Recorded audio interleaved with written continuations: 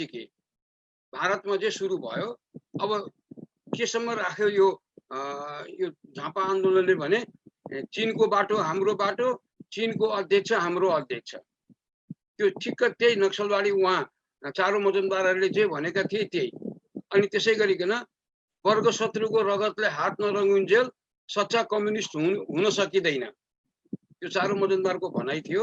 Exactly त्यही भनाइ यहाँ पनि लागू गरियो र वर्ग शत्रुको रगतले हात रगाउन मोहनचन्द्र अधिकारी अगाडि बढ्नु भयो र पार्टीमा त्यतिखेर सचिव को थियो भन्दाखेरि आरके मैनाली। यो धनी किसानको छोराले पार्टीको नेतृत्व गरेर क्रान्ति हुँदैन, त्यसकारण गरिब किसानको छोरालाई नेतृत्व दिनुपर्छ भनेर अहिलेको नेपालको प्रधानमन्त्री र पार्टीको अध्यक्ष केपी ओलीलाई उहाँले नै त्यहाँ जिल्ला कमिटीको सचिव बनाउनु भयो। यहाँबाट सुरु भएको हो यो खालको ढङ्गबाट सुरु भएको त्यो पार्टी एउटा पोइन्टमा आएर के गर्यो त्यसले भनेदेखि पार्टी बन्दै गएपछि त्यो वर्ग शत्रुको रगतले हात नरङ्गिउन्जेल सच्चा कम्युनिस्ट हुँदैन भन्ने सोचबाट जनपक्षीय हस्तक्षेपमा पुग्यो 43 सालमा।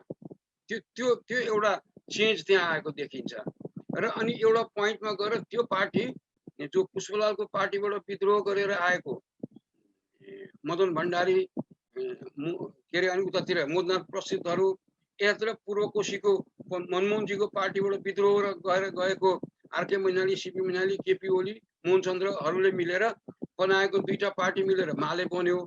लास्टमा पुष्पलालजी र मनमोहनजीको पार्टी मिलेर मार्क्सवादी बन्यो। त्यो दुईटै जोडिएर एमाले बन्यो। यसरी यसलाई चाहिँ म त्यसैले पुष्पलाल मनमोहन स्कुल भन्छु। अर्कोतिर उता गएर माओवादी पनि त्यही ढङ्गले निर्मल लामा र मोहन विक्रमजीको त्यो स्कुल मिलेर अगाडि बढेर उनले चाहिँ त्यो चीनमा जस्तै यो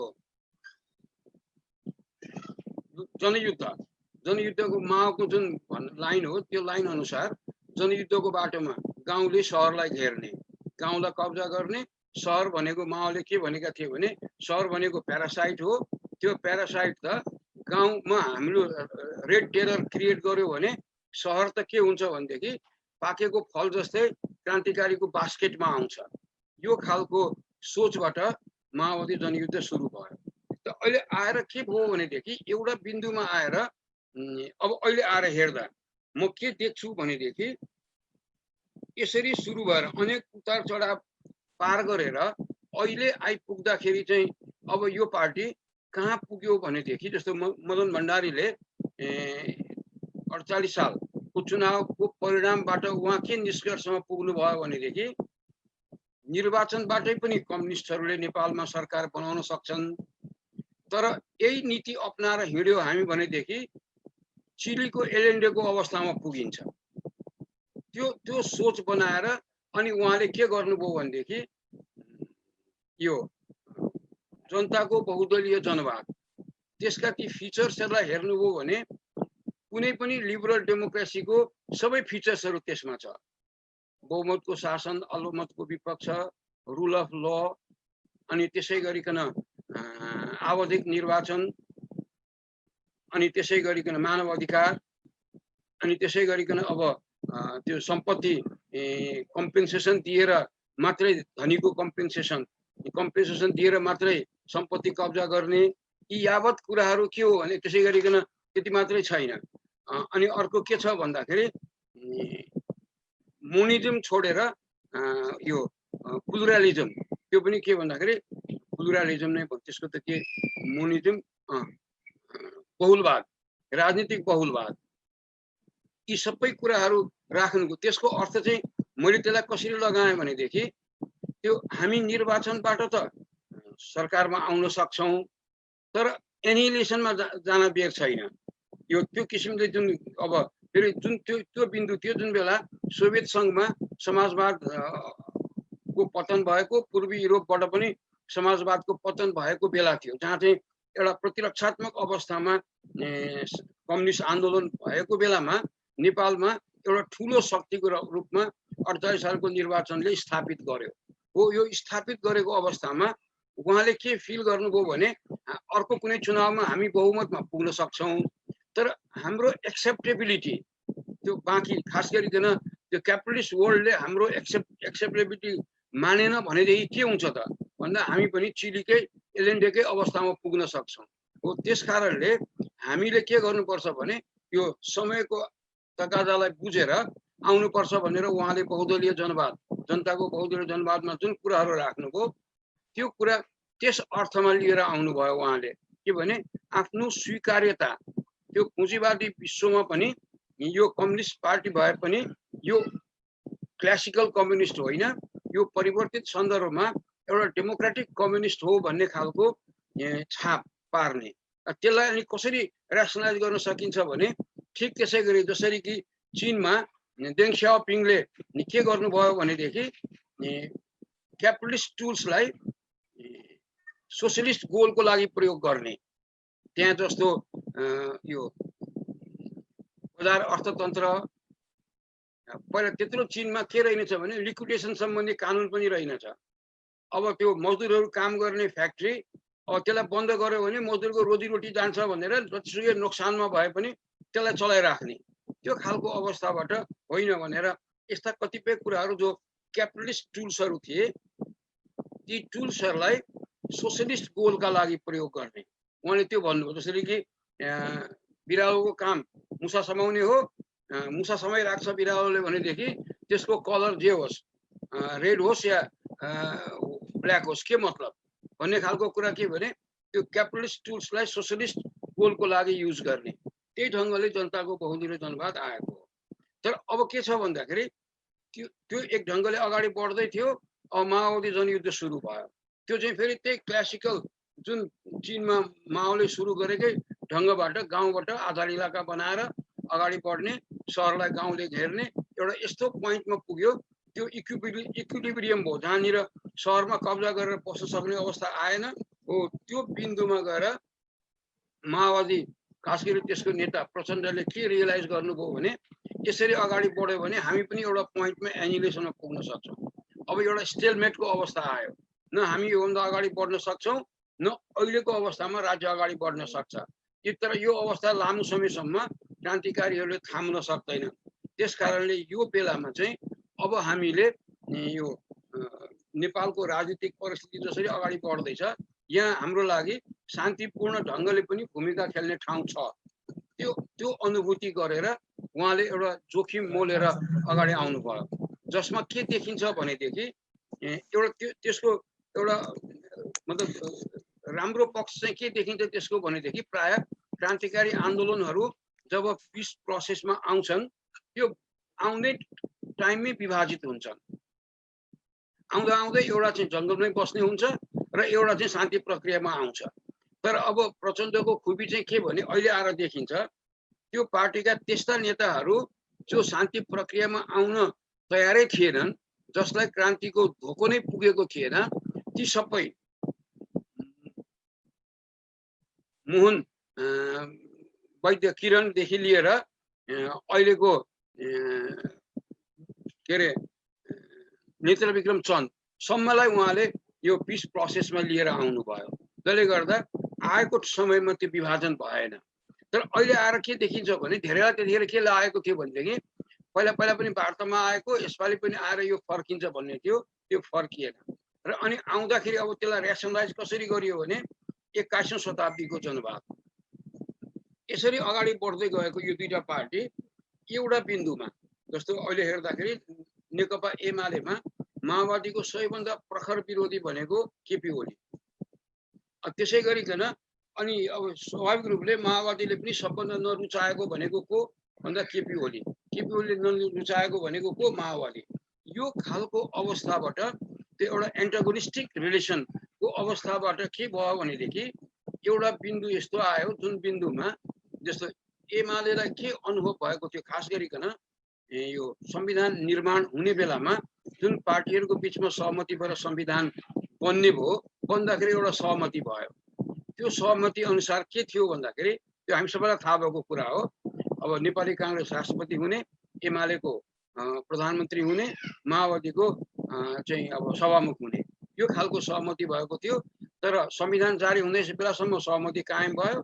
तर अब त्यो चुनाव लड्ने बेलामा त्यो सहमति ब्रेक भयो। त्यो ब्रेक हुँदाखेरिको अवस्थामा अनि अब माओवादी एमाले र माओवादीको सरकार बन्यो। त्यो सरकार बनेको अवस्थामा जुन नाकाबन्दी भारतले गर्यो, त्यो नाकाबन्दीले त्यसको दृढतापूर्वक सामना गरेको कारणले गर्दा एमालेमा अहिलेको प्रधानमन्त्रीको व्यक्तित्व चाहिँ अचानक एकदम लार्जर देन लाइफ त्यो खालको व्यक्तित्व उहाँको बन्यो र उहाँलाई के लाग्यो भने अब निर्वाचन हुन मात्रै बाँकी छ, निर्वाचन भयो भनेदेखि जनता चाहिँ विजयमाला एमालेलाई पहिरनलाई तयार छ, यो खालको उहाँलाई लाग्यो। जसले गर्दाखेरि जुन सहमतिबाट त्यो बनेको थियो त्यो सरकार, उहाँ सहमति तोड्न तयार हुनुभयो, सहमति पालन गर्न आलो पालो सरकार चलाउने सहमति पालन गर्न तयार हुनु भएन। फेरि नेपालमा प्राय जसो निर्वाचनमा के हुने गर्छ भन्दाखेरि सत्तामा बसेर निर्वाचन लड्न चाहन्छन् धेरै जसो राजनीतिक दल 46 सालदेखि यताको अनुभव हेर्दा। तर एमालेलाई के त्यतिखेर ढुक्क थियो भने अब हामीले सत्ता चाहिँदैन, अब चुनाव चाहिन्छ, चुनाव भयो भने जनताले त हामीलाई जिताइहाल्छन् भन्ने थियो। त्यो आकलनको कारणले गर्दाखेरि त्यो मोर्चा टुट्यो र माओवादी र नेपाली कांग्रेसको मोर्चा बन्यो र निर्वाचन स्थानीय तहको निर्वाचन भयो। हो, त्यो निर्वाचनले के मेसेज दियो भनेदेखि उहाँले त बोल्नु पनि भएको थियो एउटा राप्रपाको सभामा कि यो पो नयाँ पार्टी हो भन्ने ढङ्गले उहाँले बोल्नु पनि भएको थियो। अरू धेरैलाई के आकलन थियो भने राप्रपा तेस्रो पार्टी हुन्छ भन्ने। तर नेकपा माओवादीले आफ्नो स्थान तेस्रो दलको रूपमा जब स्थानीय तहमा सुरक्षित गर्यो त्यतिखेर अनि के लाग्यो एमाले र खास गरिकन त्यसका अध्यक्ष केपी ओलीलाई भनेदेखि अब एमाले पहिलो पार्टी त हुन सक्ने भयो, तर बहुमत आउँदैन, बहुमत आएन भनेदेखि सरकार बनाउन सकिँदैन, सरकार बनाउनलाई गठबन्धनमा नगइकन सरकार बन्दैन भन्ने अनुभूति भएपछि अनि अरू त्यो पार्टीका अरू नेताहरू त पहिलेदेखि नै तयार हुनुहुन्थ्यो। माधव नेपाल, झलनाथ खनालहरू, वामदेव गौतमहरू त माओवादीसँग सहकार्य गर्न केपी ओली तयार हुनुहुन्थेन। उहाँ तयार भएपछि यो गठबन्धन बन्यो। गठबन्धन मात्रै बनेन, पार्टी नै एकीकरण गर्ने, किन गठबन्धन बन्यो भने पनि भोलि त्यो सुरक्षित रहँदैन सरकार भन्ने त्यो अनुभूति भएर गठबन्धनका साथसाथै एकीकरण गर्ने प्रक्रिया पनि गठबन्धनकै बेला सुरु भयो। तर अब क्वेसन के छ भने $1 मिलियन क्वेसन चाहिँ यहाँनिर आउँछ। यसरी निर्वाचनले परिणाम पनि दियो। सामान्यतया यो एफपीटीपी र पीआर सँगै भएको निर्वाचन पद्धतिमा सामान्यतया हङ पार्लियामेन्ट हुन्छ, हङ पार्लियामेन्ट हुन्छ। तर नेपालमा त्यो हङ पार्लियामेन्ट भएन, एउटै पार्टीको एउटै गठबन्धनको बहुमत आयो। मैले त्यसलाई कसरी हेरेँ, मैले पनि त्यसलाई लेखेँ। त्यो बेलादेखि के लेखेँ भनेदेखि मार्क्सवाद लेनिनवाद भनेको एउटा विज्ञान हो। यसले चाहिँ समाजको ठोस वस्तुस्थितिको ठोस विश्लेषण गरेर मार्क्सवाद लेनिनवादको उपयुक्त डोज मिलाएर समाजमा प्रयोग गर्यो भने समाजले त्यसलाई ग्रहण गर्छ। जस्तो कि कुनै मान्छेको शरीरमा किडनी ट्रान्सप्लान्ट गर्यो भने सबै मेटाबोलिजम मिल्यो भने शरीरले किडनीलाई एक्सेप्ट गर्छ, मेटाबोलिजम मिलेन भने शरीरले किडनी रिजेक्ट गर्छ। त्यस्तै मार्क्सवाद लेनिनवादलाई एकदम मेकानिकल ढङ्गले लागू गर्ने हुँदा खमेर रुजको कम्बोडियाको खमेर रुजको अवस्था हुने, त्यसै गरी मेकानिकल रूपले लागू गर्दाखेरि उहाँ ल्याटिन अमेरिकाको गोन्जालोको जस्तो अवस्था हुने र त्यसलाई एकदमै दक्षिणपन्थी ढङ्गले लिएर गयो भनेदेखि भारतको सीपीएमको अवस्था हुने। तर ठिक्क प्रकारको मुलुकको नब्ज छामेर भनौँ न, मुलुकको सामाजिक आर्थिक अवस्था जनताको मुड छामेर ठिक ढङ्गले मार्क्सवाद लेनिनवादको डोज मिलाएर समाजमा लागू गर्न खोज्यो भने समाजले त्यसलाई ग्रहण गर्छ। त्यो नेपाली जनताले त्यही ग्रहण गरे र मैले यसलाई यो रूपमा चाहिँ मार्क्सवाद लेनिनवादलाई नेपालको धरातलीय यथार्थमा सही ढङ्गले प्रयोग गरेर यो परिणाम आयो भन्ने अर्थमा मैले त्यसरी लिएँ त्यसलाई। तर अब हेर्दा के देखिन्छ भनेदेखि अब यसलाई अहिलेको अवस्था हेर्दा, जस्तो वर्तमान अवस्था हेर्दा र अब 2.5 वर्ष जतिको सरकारको काम, पार्टीको काम हेर्दा, पार्टी एकीकरणको काम हेर्दा त्यो जुन एउटा सपना, यो पार्टीले जुन सपना नेपाली जनतालाई देखायो, कार्यकर्ता या म जस्तो शुभेच्छुकलाई जुन सपना देखायो, त्यो सपना अहिले आएर हेर्दाखेरि एकदम भरङ्ग हुने खालको अवस्थामा पुग्यो। र त्यो पुग्ने कारण के हो भने दुई तीनटा कारण म देख्छु। एउटा त के हो भने जुन ढङ्गले पार्टी निर्माणको काम अगाडि बढ्यो त्यो कुनै बुर्जुवा पार्टीमा पनि नहुने तरिका अपनाइयो। अब कम्युनिस्ट पार्टीको पार्टी निर्माणको तरिका त यो कहीँ देखिँदैन। अब त्यो पार्टी निर्माणको जुन कम्युनिस्ट तरिका हो त्यो तरिका त यसमा कहीँ देखिँदैन। र खास गरिकन के देखिन्छ भने पार्टी सञ्चालनको लागि सामान्यतया हुने कुरा गर्नुपर्ने कुरा के हो भनेदेखि डेमोक्रेटिक सेन्ट्रलिजम। पार्टी सञ्चालन गर्नका लागि लेनिनले अघि सारेको जुन एकदम करेक्ट प्रिन्सिपल हो निर्णय गर्दाखेरि डेमोक्रेटिक सेन्ट्रलिजम।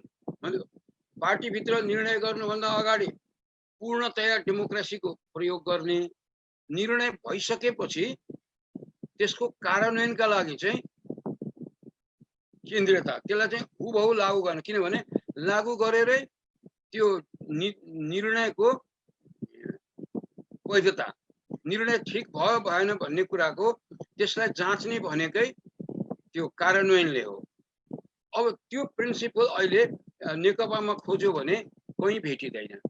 अनि त्यसै गरिकन डेमोक्रेटिक सेन्ट्रलिजमको सबैभन्दा नाजुक पक्ष के हुन्छ भन्दाखेरि त्यो दुईटाको उचित ब्लेन्डिङ हुनुपर्छ। डेमोक्रेसीतिर मात्रै फोकस गर्यो भने त्यसले अराजकता ल्याउँछ। यदि सेन्ट्रलिजमतिर मात्रै फोकस गर्यो भने त्यो सेन्ट्रलिजम चाहिँ के हुन्छ भने ब्युरोक्रेटिक सेन्ट्रलिजम हुन्छ। त्यसको सही ढङ्गले डेमोक्रेसी पनि एउटा उचित अनुपातमा र केन्द्रीयता पनि उचित अनुपातमा त्यसलाई अपनाएर गयो भनेदेखि त्यसले एउटा रिजल्ट दिन्छ। अब अहिले हेर्दा के देखिन्छ भने नेकपाको पार्टी सञ्चालन अहिले हेर्दा के देखिन्छ भने न त त्यो पार्टीले त्यो मार्क्सिस्ट लेनिनिस्ट प्रिन्सिपलबाट त्यो सङ्गठित छ, न त त्यसले के गर्न सकेको छ भने एउटा बुर्जुवा पार्टीमा पनि के हुन्छ त, बुर्जुवा पार्टीमा पनि डिसिजन भनेको केबाट हुन्छ? नेकपा एमाले नै हिजो प्रतिपादन गरेको जनताको बहुदलीय जनवाद, त्यहाँ अहिले गर्दा सिद्धान्त के बनाइयो भनेदेखि समाजवाद उन्मुख जनताको जनवाद भनियो। त्यो त खालि हेर्दा के देख्यो भने शब्दहरू क्वाइन गरेको। यो जनताको जनवाद भनेको फेरि हेर्नुहोस्, सोभियत युनियन र चाइनाको बिचमा जतिखेर यो पोलेमिक सुरु भयो, विवाद सुरु भयो, त्यतिखेर रुसले चाहिँ नेसनल डेमोक्रेसीको कुरा गर्यो र चीनले अघि सारेको पिपुल्स डेमोक्रेसी। त्यो भारतको अहिले सिपिएमले पनि त्यही पिपुल्स डेमोक्रेसीको कुरा गर्छ। यहाँ चाहिँ अहिले हामीले के भन्यौँ भने समाजवाद उन्मुख जनताको जनवाद people's democracy, socialism oriented people's democracy भनेका छौँ। नेपाली समाजको खास समाजको ठोस विश्लेषण गरेर त्यो समाजको जस्तो खालको अवस्था छ त्यो अवस्था अनुसारको सिद्धान्त तय गरेर त्यसका आधारमा नीतिहरू अपनाएर अगाडि बढ्ने। त अहिले हेर्दा के देखिन्छ भनेदेखि अब एकदम त्यो बुर्जुवा पार्टीको पनि एकदम निकृष्ट खालको शैलीबाट पार्टी अगाडि बढेको छ। दुईटा नेताको जिम्मा सम्पूर्ण निर्णय गर्ने कुरा गरेको छ। दुईटा नेताको जिम्मा गर्दाखेरि पनि के छ भने अब बिचमा सुरुमा एउटा लिखत अढाई सञ्चालन गर्ने लिखत पछि बाहिर आयो र अनि फेरि त्यसपछि अर्को लिखत। अब लिखत के भने अन्डरस्ट्यान्डिङ, अब 5 वर्ष तपाईँ चलाउनुहोस्, पार्टी चलाउनु मलाई दिनुहोस्। यो ढङ्गको जुन कार्यशैली छ यो कार्यशैली त बुर्जुवा पार्टीको कार्यशैलीसँग पनि सामान्यतया मिल्दैन। त्यहाँ पनि सर्टेन डेमोक्रेटिक नर्म्सहरू हुन्छन्। त्यो डेमोक्रेटिक नर्म्सबाट त्यो पार्टी अगाडि बढ्छ र त्यसले एउटा परिणाम दिन्छ। अब अहिले हेर्दा अब फ्युचर वर्तमान त संदिग्ध छ, के हुन्छ भन्न सकिँदैन। अब भविष्यको कुरा गर्दा दुई तीनवटा कुरा म हेर्छु। एउटा कुरा के हो भनेदेखि अब के पार्टी विभाजन हुन्छ? अहिलेसम्मको क्रियाकलाप हेर्दा त यो विभाजन उन्मुख देखिन्छ। तर अब विभाजनलाई रोक्ने कुरा दुई तीनटा कुरा म देख्छु। एउटा चाहिँ के भन्दाखेरि जस्तो विभाजनलाई रोक्ने कुरा चाहिँ एउटा त यो दुईटै पार्टी इतिहासको विभिन्न कालखण्डमा स्वयं विभाजनबाट गुज्रेका छन्। त्यसले गर्दा विभाजनको तितो अनुभव हिजोको एमालेलाई पनि छ, विभाजनको तितो अनुभव हिजोको माओवादीलाई पनि छ। त्यसकारणले विभाजनले कहीँ पुगिँदैन, त्यो प्राप्त उपलब्धि सबै खेर जान्छ भन्ने एउटा तितो इतिहासको जुन सबक छ, त्यो सबक चाहिँ एउटा पोजिटिभ कुरा हो। दोस्रो कुरा चाहिँ त्यो पार्टीभित्रका युवा नेताहरूले एसर्ट गर्छन्, उनीहरूले एसर्ट गरे भनेदेखि त्यो एसर्सनले कुनै एउटा कन्क्लुजन दिन सक्छ। यो चाहिँ मैले एउटा विभाजन नहुने एउटा कोर्स लिएर अगाडि बढ्ने एउटा सम्भावना देखेको यो छ। तर अब विभाजनको परिस्थिति कहाँ देखिन्छ भनेदेखि खास गरिकन जुन एउटा डेमोक्रेटिक पार्टीमा एकोमोडेसनको कुरा हुन्छ, पावर सेयरिङको कुरा हुन्छ। त्यो एकोमोडेसन र पावर सेयरिङमा अहिलेको प्रधानमन्त्रीको जुन खालको पोस्चर छ, त्यो पोस्चरले के गरिरहेको छ भन्दाखेरि उहाँमा यो जित नै यो एमाले यो नेकपाको जित मेरै जित थियो भन्ने त्यो न्यारेटिभ उहाँका नजिककाहरूले त्यो न्यारेटिभ बनाएर हिँड्नु भएको छ। र अनि अब दुईटै पद म छाड्दिनँ, त्यसपछि त्यसबाहेक अरू कुराहरूमा जे गर्नुपर्छ म गर्न तयार छु भन्ने खालको त्यो सोच। र कता न कता अब हेर्दा के देखिन्छ भने पार्टी त विभाजन हुन्छ, तर त्यसको दोष कसलाई पोकाउने, किनभने दोष पोकाउनुसँग पछि जनमतसँग त्यो गरेर जोडिन्छ। जस्तो 56 सालमा एमाले फुट्यो, एमाले र माले हो। माले त पहिलाको ब्रान्ड नेम थियो माले, त्यो माले भयो भने त के न हुन्छ भन्ने भयो वामदेवजीहरूलाई। तर त्यतिखेर के भयो भने आम जनसमुदायले यो पार्टी चाहिँ वामदेवहरूले फुटाएको भन्ने त्यो न्यारेटिभ बनेपछि के भयो भने जति बढी जनमत थियो त्यो एमालेमै रह्यो। त्यस्तै अहिले पनि के कोसिस भइरहेको छ भनेदेखि यदि विभाजनमा गयो भनेदेखि विभाजनको दोष आफू नबोक्ने अर्कालाई बोकाउने, त्यो खालको एउटा एकदमै नाजुक अवस्थाबाट यो पार्टी अगाडि बढिरहेको छ। र अनि त्यसैले गर्दा अब हेर्दा के देखिन्छ भनेदेखि अब यहाँनिर संयम विवेक अघि मैले भनेकै कुरा, अब अर्को लेभलका लिडरहरू युथ लिडरहरूले एसर्ट गरेर यसलाई ट्र्याकमा ल्याउन सक्ने सम्भावना चाहिँ त्यहाँ छ। अब अहिले मैले यति राखेँ, अब अरू साथीहरूको रामचन्द्रजीको अरू साथीहरूको कुरा पनि सुनौँ, अनि त्यसपछि उठेका जिज्ञासाहरू वा अरू साथीहरूले पनि थप्न सक्नुहुन्छ। यो मैले प्रश्न सोध्ने भन्दा पनि आफूलाई लागेको कुराहरू राखेर यसलाई अझ समृद्ध बनाउनेतिर जान सक्नुहुन्छ। धन्यवाद उषाजी। सरले ऐतिहासिक अनि आज नेकपामा भइरहेका अभ्यासहरू, आज अध्यक्ष खास गरी प्राइम मिनिस्टर प्रधानमन्त्री एवं अध्यक्षले गर्नुभएको अभ्यासहरू, बोल्नुभएका कुराहरूलाई विभिन्न ढङ्गले राख्नु भएको छ। मैले सरलाई यहाँ एउटा सानो क्वेसन के गरेँ भने अहिले दोस्रो पुस्ताका कमरेडहरू चाहिँ यो आजको विवाद मिलाउनका लागि यो वा त्यो ढङ्गले लागिराख्नु भएको छ। सरले चाहिँ यो दोस्रो पुस्ताको कमरेडहरूको अभ्यासलाई चाहिँ कसरी हेर्नु भएको छ, एक लाइन बताइदिनु भयो भने अनि म कमरेडको त्यो त के भयो भने त्यो इन्टरभेन्सन जरुरी मैले देखेको छु। किनभने त्यो इन्टरभेन्सन न त स्टेटमेन्ट यसरी भयो कि त्यो स्टेटमेन्टलाई कहाँबाट ब्रेक थ्रु गर्ने, लिडरहरू आफैले ब्रेक थ्रु गर्न नसकेको अवस्थामा यसै पनि पुस्तान्तरणको आवश्यकता छ। हेर्नुहोस् अहिले कुनै बेला हेर्नुहोस्, अब एमाले छँदाखेरि 70 वर्षमा रिटायर गर्ने भनेर विधानमै लेखेको थियो। अब नेकपा बन्दाखेरि त्यो हट्यो, कसको स्वार्थमा हट्यो हामी सबै बुझ्छौँ। त्यसैले क्वेसन के छ भनेदेखि पुस्तान्तरणको आवश्यकता पनि छ।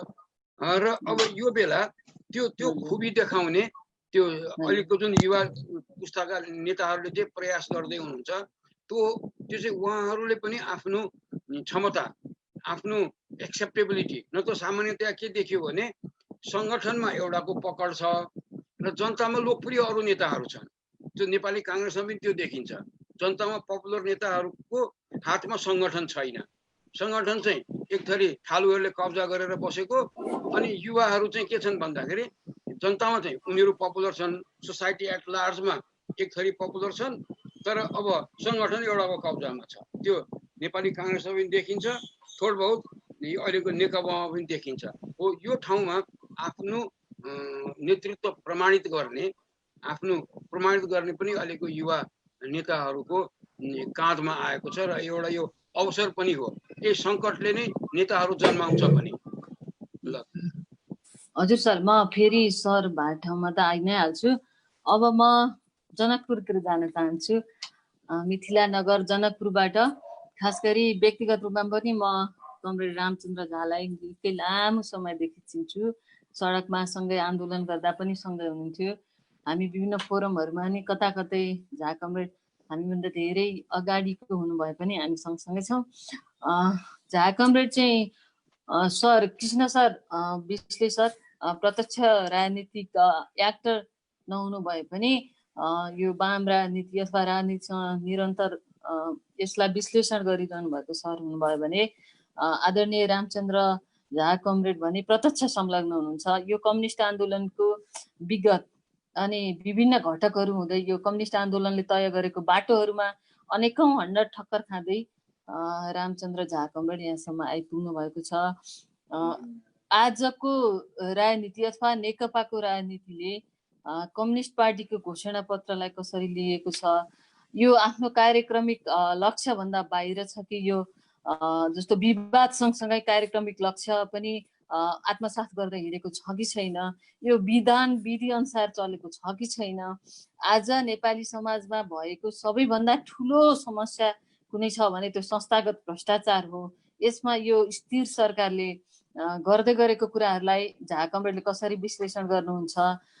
त्यस पछाडि यो आजको समयमा नेपालले चुनौती जस्ता जस्ता खालका चुनौतीहरू नेपाली समाजमा छ अथवा हामीले भोग्नु परेको छ, यो चुनौतीलाई नेकपाले कसरी लिएको छ, उहाँ यो विषयमा के भन्नुहुन्छ? यी सबै विषयमा आदरणीय रामचन्द्र झा कमरेडले राख्नुहुनेछ। सँगसँगै झा कमरेडको सरसँग कृष्ण सरसँग कुनै जिज्ञासा छ भने पनि राख्न सक्नुहुन्छ। म कमरेड रामचन्द्र झालाई यहाँ बोल्न हुन अनुरोध गर्दछु। अनम्युट गरिदिनु होला। अनम्युट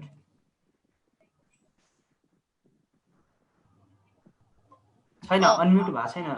अनम्युट भएन। अनम्युट झा चाचा अनम्युट गर्नुस् त।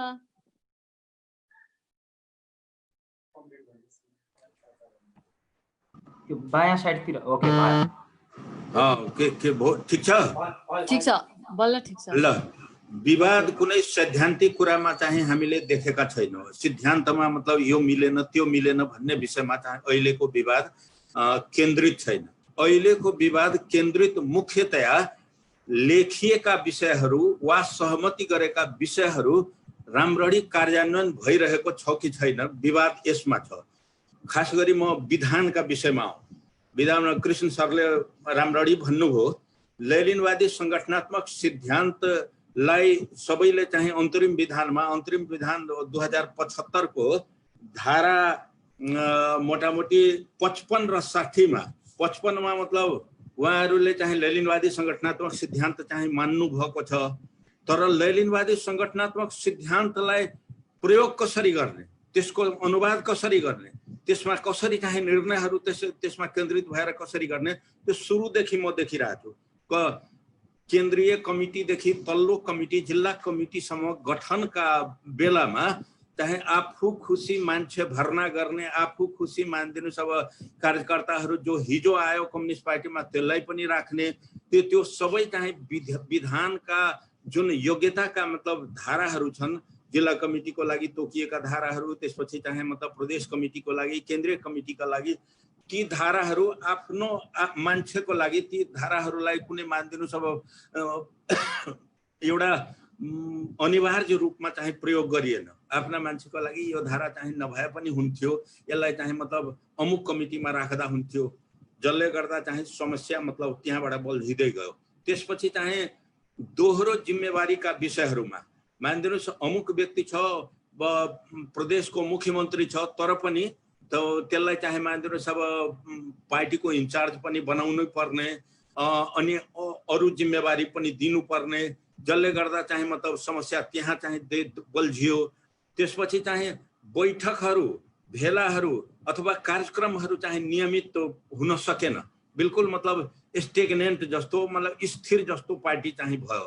त्यो एउटा विधानको प्रयोगको सवाल म अस्ति सुन्दै थिएँ, केही मतलब केन्द्रीय कमिटीमा रहनुभएका साथीहरू भन्दै हुनुहुन्थ्यो कि त अहिले त बहुमतीय प्रणालीमा पार्टी छँदै छैन, अहिले त सहमतिमा छ। हो र त्यस्तो छ। म मतलब सम्बन्धित साथीहरूलाई आग्रह गर्न चाहन्छु कि विधानको धारा 55 हेर्नुहोस्। पार्टीको निर्णय भनेको बहुमतको निर्णय हो। कुनै विषयमा मानिदिनुहोस् अब सर्वसम्मत निर्णय हुन सकेन, दुर्भाग्यवश हरेक कुरा सर्वसम्मतै हुन्छ भन्ने कुरो छैन। कुनै कुरा सर्वसम्मत निर्णय हुन सकेन भने कसरी निर्णय गर्ने? त्यो निर्णय प्रक्रिया के हो कम्युनिस्ट पार्टीको? त्यो निश्चित रूपमा बहुमतको निर्णय, पार्टीको निर्णय भनेर अहिले अन्तरिम संविधानका धारा 55 ले चाहिँ स्पष्ट गरेको छ कि जुन मतलब सर्वसम्मतबाट निर्णय भएन त्यो बहुमतद्वारा चाहिँ गर्ने। अहिले मानिदिनुहोस् अब आफूलाई चित्त नबुझ्दाखेरि चाहिँ मतलब बहुमतबाट निर्णय होइन, सर्वसम्मत निर्णय हुन्छ भने हुन्छ, नत्र म मान्दिनँ, म यो निर्णयलाई स्वामित्व लिन्न।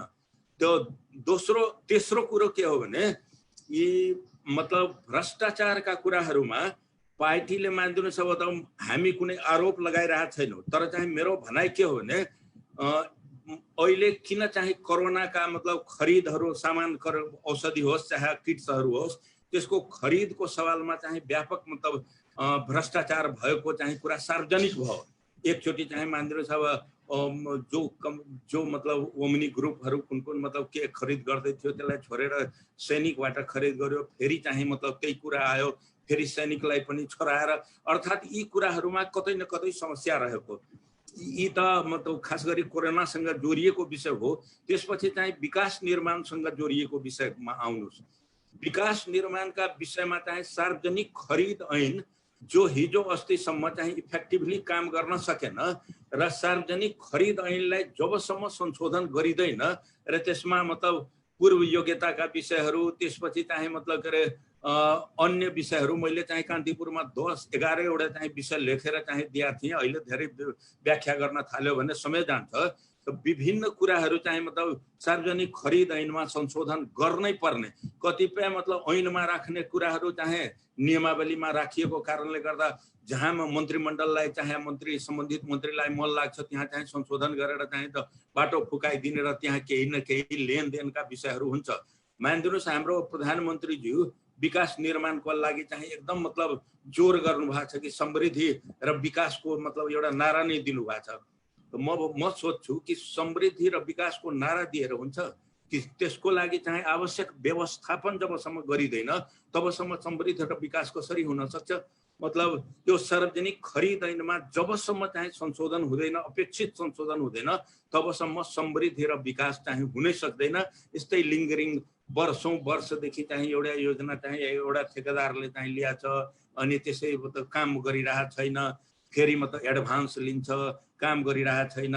जो मानिदिनुहोस् अब प्रतिस्पर्धालाई चाहिँ मतलब निषेध गर्ने त्यो पूर्व योग्यताका दफालाई चाहिँ मतलब राखेर पूर्व योग्यताका दफा भिराएर चाहिँ ठुला ठुला कमिसन दिने ठेकेदारहरूलाई चाहिँ त्यो कार्यक्रम दिने, अर्थात् भ्रष्टाचार यहाँ पनि चाहिँ व्यापक रूपमा देखिँदैछ, जसले गर्दा समृद्धि र विकास हुन सक्दैन।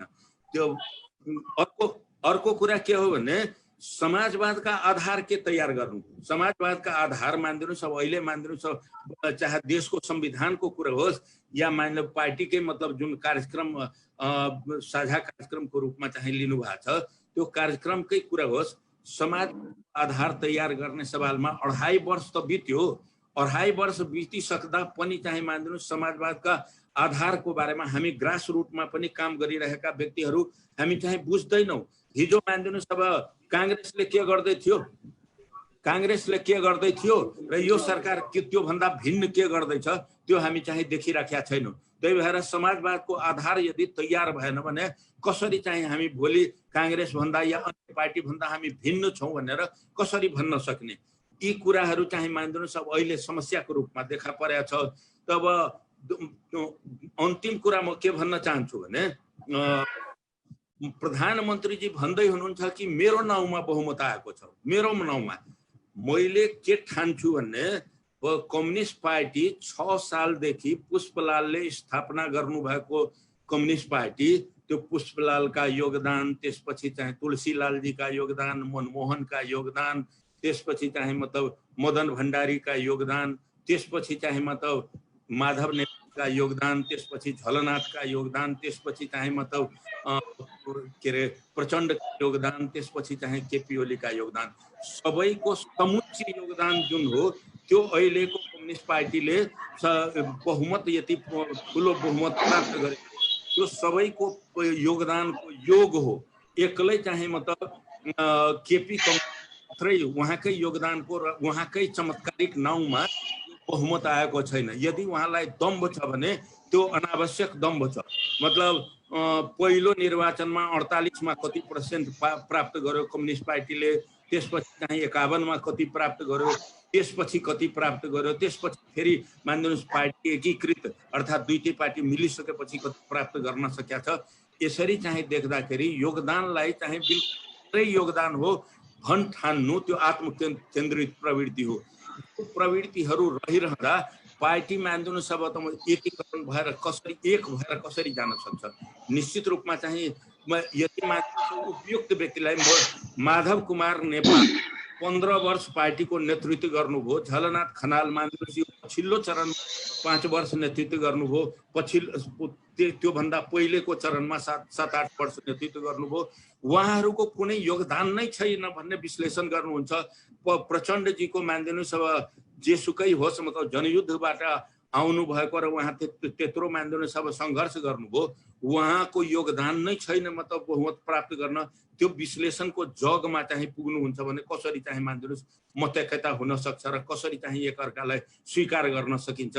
त्यो यो घमण्ड जुन छ र अराजकता भन्नाले मतलब संगठन केही होइन, म जे छु सडकमा अहिले मानिदिनुहोस् अब बहस छलफल कमिटीमा गर्नुपर्ने भने सडकमा चाहिँ अब आन्दोलन के अरे ऊ गरेर नारा जुलुस गरेर चाहिँ तब यसको निष्कर्ष निकाल्न खोज्नु भएको छ र देखाउन खोज्नु भएको छ कि मेरो पक्षमा जनमत छ। त्यो सडकको मतलब 200 मान्छे एक जिल्लामा चाहिँ भेला भएर त्यो के अरे मोटरसाइकलको तेल दिएर र 200 रुपियाँ खाजा खर्च दिएर चाहिँ त्यसलाई केपी ओली जिन्दाबाद केपी ओली जिन्दाबाद भनेर चाहिँ मानिदिनुहोस् अब त्यो जनमतको अभिव्यक्ति हुन सक्छ। र यसरी चाहिँ मानिदिनुहोस् यो गलत क्रियाकलाप हुँदा सैद्धान्तिक कुरामा धेरै समस्या नरहे पनि यी गलत कुराहरूको कारणले गर्दा अहिले पार्टीमा सङ्कटमा फस्या छ। जसलाई चाहिँ मानिदिनुहोस् अब सबैले आत्मसात गर्नुपर्ने, यसलाई मानिदिनुहोस् अब छोडिदियो हुँदैन, जे गर्नुहुन्छ उहाँ गर्नुहोस् भने त विधिमा पार्टी चल्दैन भने त मतलब मानिदिनुहोस् अब देशभरि कसलाई तपाईँ मनाउन सक्नुहुन्छ। विधिमा पार्टी चल्नु पर्यो। जुन पार्टीले निर्धारण गरेका छ मतलब बाटो, त्यो बाटोमा गइरहेका छौँ कि छैन, सुशासनका कुराहरूमा चाहिँ मानिदिनुहोस् हामी उपयुक्त ढङ्गले गइरहेका छौँ कि छैनौँ इत्यादि कुरा मानिदिनुहोस् अब पार्टीभित्र भएन भने कसरी चाहिँ पार्टी एकीकृत रहन सक्छ। र पार्टी यदि एकीकृत गर्दै जाने हो भने स्वाभाविक रूपमा यी कुराहरूलाई गर्नुपर्ने। मैले तपाईँलाई अघि सोध्न खोज्दै थिएँ कि यो पार्टीभित्र सैद्धान्तिक मैत्रकता नभएको हो कि यो पार्टीका नेतृत्वकर्ताहरूले यो सैद्धान्तिक विषयमा छलफल गर्न नचाहनु भयो? होइन, सैद्धान्तिक कुरामा मैले के देखेको छु, मैले नीति तथा कार्यक्रमको पुस्तिका देखेको छु, त्यसै फरक मैले देखेको छैन। करिब करिब सबैले चाहिँ एक मतले चाहिँ लेख्नु भएको छ कि मतलब समाजवादको आधार तयार गर्ने, तर दोस्रो कार्यक्रम त्योभन्दा पहिले अर्को कार्यक्रमको परिकल्पना गरेका छैन, तर समाजवादको आधारशिला तयार गर्दै समाजवादमा जाने भन्ने कुरा सबैले स्वीकार गर्नु भएको छ। त स्वीकार गर्दा गर्दै पनि मानिदिनुहोस् त्यसलाई कार्यान्वयन, त्यो सबैले भन्नुभएको ठिकै हो कि त्यसमा चाहिँ प्रवेश गरेर कसरी सुरुवात गर्ने, आधारशिलाको कसरी सुरुवात मानिदिनुहोस्। जस्तो समाजवादको आधार तयार गर्नका लागि त जस्तो हामीले कस्तो खालको वितरण प्रणाली अपनाउँछौँ, कस्तो खालको कार्यक्रमहरू ल्याउँछौँ, तल्लो तहको वर्गका मान्छेहरूले चाहिँ मेरो देशमा कम्युनिस्ट पार्टीको सरकार छ, मेरो देशमा कम्युनिस्ट पार्टीको झन्डै 2/3 पुगेको सरकार छ भनेर तल्लो लेभलका सीमान्तकृत मान्छेहरूले चाहिँ अनुभव गर्न पाएका छैनन् कि भन्ने मलाई लाग्छ। बिल्कुल, वर्गीय पक्षधरता मूल कुरा के हो भने वर्गीय पक्षधरता अत्यन्त कमजोर छ। पार्टीका सिनियरहरूमा वर्गीय पक्षधरता लिएका व्यक्तिहरू जो मानिदिनुहोस् काम गरिरहेछ, वर्गको लागि काम गरिरहेछ, उत्पीडनको खिलाफ काम गरिरहेछ, तिनीहरूको विषयलाई चाहिँ लिएर जानु भन्दा पनि को मतलब हाली मोहाली को मानिदिनुहोस् मेरो एकदम नजिकको मान्छे छ, त्यहाँ वर्गीय चेतना छ कि छैन, त्यो त्यसलाई चाहिँ मानिदिनुहोस् बोकेर चाहिँ उच्च कमिटीमा पुर्याइदिने, विधानले त्यसलाई स्वीकृत गरेको छ कि छैन त्यो पनि कुनै मतलब छैन, तर चाहिँ बोकेर चाहिँ हिँड्ने। यसरी चाहिँ जाँदाखेरि त स्वाभाविक रूपमा कहाँबाट सुरु गर्ने, समाजवादको आधार कसरी सुरु गर्ने त्यो पहिलाउन नै गाह्रो भइरहेछ। छलफलै त्यसमा केन्द्रित छैन। मतलब कमिटी ठुलो ठुलो छ, बहसै छलफल हुन सकिराखेका छैन। केन्द्रीय कमिटीमा मतलब गएको केन्द्रीय कमिटीमा हामी चाहिँ बहस छलफलमा थियौँ। बहस छलफल ग्रुप विभाजन गरेर के मतलब महाधिवेशन जस्तो ग्रुप विभाजन गरेर त्यति उपादेयतापूर्ण मतलब बहस छलफलहरूलाई 2 लाइनमा मतलब लेखेर चाहिँ मतलब गर्यो, जसले गर्दा चाहिँ मतलब बहसै हुँदैन भने कसरी चाहिँ कार्यक्रमहरूलाई कसरी चाहिँ मतलब निर्धारण गर्न सकिन्छ। बहस र छलफल नै नहुने पार्टी कसरी कम्युनिस्ट पार्टी हुन्छ? अनि त्यो त अब एउटा चरण हो, जुन चरणमा चाहिँ ठुलो ठुलो कम्युनिस्ट पार्टी छ र त्यसलाई त्यसका बैठकहरूलाई व्यवस्थापन गर्नुपर्दा बहस छलफललाई कसरी निष्कर्षमा पुर्याउने त्यसको अप्ठ्यारो आफ्नै ठाउँमा छ। तर पनि मानिदिनुहोस् अलिक बढी समय दिएर उपयोगी बहस वा मानिदिनुहोस् अब स्थायी कमिटी हो या पोलिट ब्युरो नै निर्माण गरेर पोलिट ब्युरोलाई नै मुख्य बहसको मतलब थलो बनाउनु पर्ने त्यो पनि छैन। के यता केन्द्रीय कमिटी छ कि उता मतलब मानिदिनुहोस् अब सचिवालय छ, बिचमा स्थायी कमिटी पनि गाह्रो छ। स्थायी कमिटीको बैठक पनि चाहे बसाउन चाहनुहुन्न, छलफल गराउन चाहनुहुन्न, हेर्दै हुनुहुन्छ कि स्थायी कमिटीको बैठकमा पनि छलफल उपयुक्त ढङ्गले हुन सकिराखेका छैन। भनेपछि तपाईँ यो अहिले नेकपा भित्रको विवादलाई कसरी लिनुहुन्छ, अथवा भविष्यमा यो कम्युनिस्ट पार्टी कसरी एक्जिस्टेन्स गर्ला? म के हेरिरहेको छु भने विधि र प्रक्रियालाई, विधान र नियमावलीलाई यदि मानेर जाने हो भने यी केही विवादहरू त यसै पनि चाहिँ निरूपण हुँदै जान्छ। एक। दोस्रो कुरा, कार्यक्रममा हामीले जे सहमति गरेका छौँ त्यसलाई कार्यान्वयन कसरी गर्ने, इमानदारीपूर्वक कार्यान्वयन कसरी गर्ने, त्यसको बारेमा बहस छलफल गरेर समाजवादका आधार गर्ने सवालमा चाहिँ मतलब कार्यान्वयनको मतलब एउटा पहिलाउनु पर्ने। तेस्रो, सुशासनको लागि कसरी चाहिँ पार्टीलाई सुशासनको बारेमा चाहिँ स्पष्ट दिशाबोध हुने गरी अगाडि कसरी बढाउने, सुशासनको बारेमा सबभन्दा चाहिँ भद्दा अहिले सुशासनको राष्ट्रियताको सवाल छ। राष्ट्रियताको सवाल छ, कम्युनिस्ट पार्टी भित्र कोही मानिदिनुहोस् अब अराष्ट्रवादी छैन, या मानिदिनुहोस् अब राष्ट्रलाई बेचेर खाने खालका छैन होलान्। विगतमा हामी चाहिँ को कसमाथि के आरोप लगायौँ त्यो आफ्नो ठाउँमा छ, तर अहिले मानिदिनुहोस् आफूलाई राष्ट्रवादी ठान्ने र अरूलाई राष्ट्रघाती ठान्ने यस खालको व्याख्या जुन हो नि त्यो पनि निकृष्ट ढङ्गको व्याख्या हो। त्यो पनि व्याख्यामा कुनै आधार छैन। मानिदिनुहोस् उसका विगत खोज्ने हो भने मतलब को राष्ट्रवादी छ त्यसको बारेमा मलाई चाहिँ मतलब उसको विगत खोजेर भन्नुभयो भने म एक बोक्रा छोराएर भन्छु के को राष्ट्रवादी, के को राष्ट्रवादीको मतलब उ गर्न खोजेको। राष्ट्रवाद मतलब कुनै मतलब विज्ञापनको विषय होइन। राष्ट्रवाद त आत्मसात गर्ने विषय हो, आचरणको विषय हो।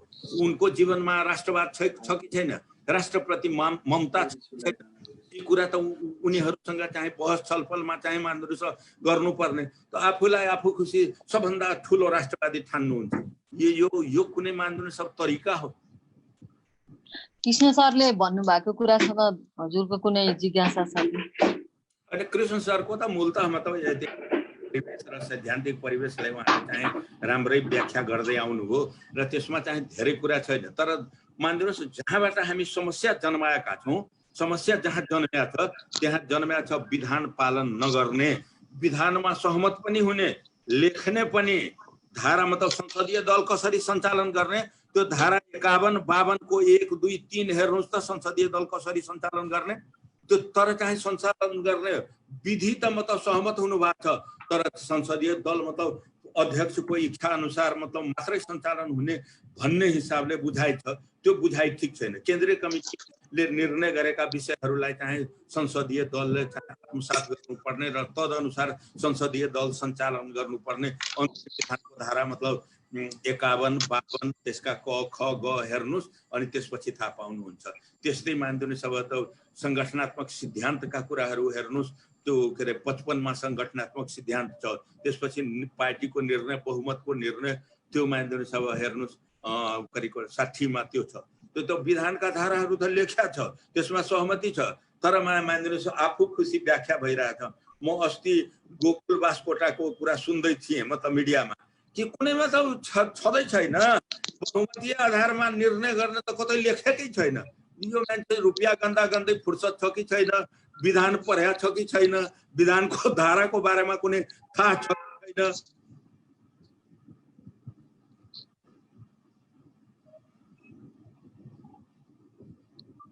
यही मूल विषयमा त जहाँबाट समस्या जन्मिया हो त्यो समस्याहरूलाई समाधान गर्ने, त्यो त सहमतिका विषयहरूमा के आयो र त्यसलाई कसरी कार्यान्वयन गर्ने, त्यसबारेमा यदि मतलब गम्भीर ढङ्गले आत्मसात गर्नुभयो भने पार्टी एकीकृत भएर जान्छ। अहिले वस्तुनिष्ठ जुन अवस्था हो त्यो वस्तुनिष्ठ अवस्था पार्टी फोर्ने अवस्था छैन। ग्राउन्ड रियालिटी पार्टी फोर्ने कुनै पनि मतलब कारण छैन। खालि आत्मगत अवस्था मात्रै, म क्रान्तिकारी, म पपुलर, म एकदम क्रान्तिकारी छु भनेर मतलब जुन बुझाइ छ त्यो बुझाइ नै गलत। भनेपछि नेकपा भित्र अहिले जुन खालको विवाद छ यो गलत भनाइ र गराइ अथवा विधान त नचलेका कारण यो विवाद उत्पन्न भएको हो। बिल्कुल विधान र कार्यक्रमहरू, नीति तथा कार्यक्रमहरूमा चाहिँ जसरी माध्यममा त सहमति एउटा कुरा र मानिनुहोस् कार्यान्वयन अर्कै कुरा, आफू खुसी कार्यान्वयन गर्ने। हजुर, म अब झा कमरेडलाई यहाँ हामीसँगै रहनुहुन्छ, म अब पश्चिम रूपन्देहीतिर लाग्छु। मेरो साथी सरिता श्रीष नेकपाको युवा नेता, त्यहाँको विभिन्न सामाजिक अभियानहरूमा भाग लिइराख्नुहुन्छ, सामाजिक अभियानहरू चलाइराख्नुहुन्छ। सरिता श्रीष पनि हुनुहुन्छ। सरिता श्रीषलाई चाहिँ म के कुरा राख्न अनुरोध गर्दछु भने जस्तो हाम्रो पुस्ताले आजको नेकपाबाट के अपेक्षा गर्ने, आजको नेकपाको सत्ता सञ्चालनलाई हाम्रो पुस्ताले कसरी मूल्याङ्कन गर्ने, कसरी आशावादी हुने, वा आजको सत्तासँग हाम्रो पुस्ताको अपेक्षा के हो, मूल्याङ्कन के हो भनिदिनु म अनुरोध गर्दछु। सरिता श्रीष। धन्यवाद उषा। कृष्ण सर, झा सर, हरि सरलाई पनि देखिरहेको छु, लगायत सम्पूर्ण उपस्थितलाई हार्दिक अभिवादन, हार्दिक नमस्कार टक्राउँछु। उषाले निकै गम्भीर प्रश्न पनि राख्नुभयो, यो हाम्रो पुस्तासँग जोडिएर राखेको प्रश्न। कृष्ण सरले इतिहास पनि केलाएर भन्नुभयो, यो इतिहास पनि, वर्तमान पनि अनि भविष्य पनि, यो तीनवटै कुरालाई हामी एकैचोटि जोडेर बहसमा उत्रिँदैछौँ। यो हाम्रो लागि पनि एउटा सुखद कुरा हो। कम्तीमा हाम्रो पुस्ताले यो संवादको सुरुवात गर्दैछ, त्यस अर्थमा यो संवादले निकै महत्त्व बोकेको छ भनेर मैले बुझेको छु। र हामी त यस्तो खालको मान्छे भयो कि यो हाम्रो भविष्य नै यही मुलुकभित्र छ र यो मुलुकको भविष्य चाहिँ यो कम्युनिस्ट पार्टीभित्र छ भनेर हामी त्यहाँभित्र आबद्ध भएको, त्यसरी हिँडेको मान्छे न हौ। र अहिले हाम्रो आजको कार्यक्रमको विषयवस्तुतिर म जान्छु। हामी नेकपाभित्रको विवाद र त्यसपछि सँगसँगै कम्युनिस्ट आन्दोलनको भविष्य भन्ने विषयमा हामी सम्बन्धित रहेर कुराकानी गर्नेछौँ। सायद यो हाम्रो पुस्ताका समस्या के छन्, हामीले के अपेक्षा गरेछौँ, यी सबै कुरालाई पनि हामी यहीँ भित्र रहेर नै जोड्नेछौँ। यति बेला मलाई के लाग्छ भने जस्तो हामी कसैको पनि भविष्यको कुरा गर्दैछौँ भने उसको भविष्य निर्धारण गर्ने कुरा भनेको उसले कहाँ टेकेको छ, कसरी टेकेको छ। मूलत हामी पार्टीको भविष्यको कुरा गर्दैछौँ भने पार्टीले कस्ता खालका क्रियाकलापहरू गर्दैछ, कस्ता खालका गतिविधिहरू पार्टीले सञ्चालन गरिरहेको छ भन्ने कुरामा नि निर्धारण गर्ने होला। अर्थात् हाम्रो आज, हाम्रो वर्तमान कस्तो छ भन्ने कुराले नै हाम्रो भविष्य कस्तो छ भन्ने कुराको एउटा बलियो आधार तय गर्छ भन्ने कुरा हो। यसको अर्थ कम्युनिस्ट आन्दोलनको भविष्य कस्तो छ भन्ने कुरा र जुन चिन्ता र चासोको साथ हामी सबैजना उपस्थित छौँ, त्यहाँनिर उत्तर भनेको पनि फेरि यही कम्युनिस्ट पार्टीहरूभित्रै छ। हामीले उत्तर खोज्दछौँ भने पनि त्यही कम्युनिस्ट पार्टीहरूभित्र नै खोजिनुपर्छ भन्ने नै हो। उसले आज आफूलाई कसरी उभ्याएको छ, त्यो पार्टीले कसरी टेकेको छ, त्यो पार्टी को भविष्य कस्तो छ भन्ने कुरा चाहिँ उसले कसरी टेकेको छ भन्ने कुरामा नै भर पर्छ होला। तसर्थ आज नेकपा कसरी उभिएको छ भन्ने कुराले नै धेर थोर उसको भविष्य कस्तो हुन्छ भन्ने कुरा चाहिँ हामी अनुमान लगाउन सक्छौँ पनि होला। मुख्यतया जस्तो पार्टी कति बलियो छ आजको सन्दर्भमा, आज पार्टी कति सङ्गठनात्मक छ अथवा चाहिँ यसले निर्णय प्रक्रियामा कस्तो खालको सहभागिता जनाएको छ, अथवा चाहिँ यो पार्टी हाम्रो जनजीविकाको सवालमा यो कसरी आफूलाई प्रस्तुत गर्दछ, अथवा चाहिँ हामीले भन्ने गरेको वर्गीय चिन्तनको कुरा छ त्यसले बोकेको छ कि छैन भन्ने कुराले पनि धेरै कुराहरूलाई, हाम्रो भविष्यका धेरै कुराहरूलाई सङ्केत गर्छन् होला जस्तो मलाई लाग्छ। यति बेला अङ्कगणितका कुरा गर्ने हो भने त राज्य सत्ता सञ्चालनमा नेकपाको भारी बहुमत छ है। सामान्यतया हामीले यसलाई कसरी बुझ्दछौँ भने कम्तीमा यति बेला मुलुकमा नेकपा राज्य सत्तामा यसरी बहुमतका साथ उभिने भन्ने कुरा नै के हो भन्दाखेरि यो श्रमजीवी सर्वहाराको प्रतिनिधित्व गर्ने सरकार छ, हाम्रा रोग, हाम्रा भोग, हाम्रा शोकहरूसँग यसले लडिदिने छ, त्यसका हाम्रा रोग भोग शोकका दिनहरू अब गए भन्ने कुरा न हो। तर फेरि प्रश्न गरौँ न हामीले, जस्तो के साँच्चै नै सरकारले हाम्रो जिन्दगी फेरेको छ त? के सरकारले साँच्चै नै हाम्रो मुहारमा त्यो खालको उज्यालो दिएको छ त? जुन उज्यालोको खोजीका लागि हामी यो पार्टीमा आबद्ध भयौँ, यो पार्टीलाई जिताउनका लागि जुन अपेक्षाका साथ हामी हिँड्यौँ, त्यो अपेक्षा साँच्चै नै यो सरकारले पुरा गरेको छ त? यो कम्युनिस्ट पार्टीले त्यो अपेक्षालाई पुरा गरेको छ कि छैन, यो प्रश्न हामी बिचमा छ। हामी चाहिँ कस्तो भयौँ भन्दाखेरि एक थरी साथीहरू एकदमै पढी मात्र राख्ने र एक थरी साथीहरू फेरि अरू नै कुराहरू गरिराख्ने, यो कता कता हाम्रा गराइहरू अनि त्यसपछि हाम्रा भनाइहरूको तालमेल कहीँ मिल्न नगएको हो कि जस्तो लाग्ने क्या। किन भन्दाखेरि जस्तो हामी भन्ने साथीहरूले पनि हामी मार्क्सका कुरा भन्न रुचायौँ, गर्न रुचायौँ, लेनिनका कुरा गऱ्यौँ, माओका कुरा गऱ्यौँ, पुष्पलालकै कुरा गऱ्यौँ, मनमोहनकै कुरा गऱ्यौँ, तर हामी ती कुराहरू यसरी गऱ्यौँ कि हामी उनीहरूको भजन गाउँदैछौँ, त्यो वेबाट हामीले कुराहरू गऱ्यौँ।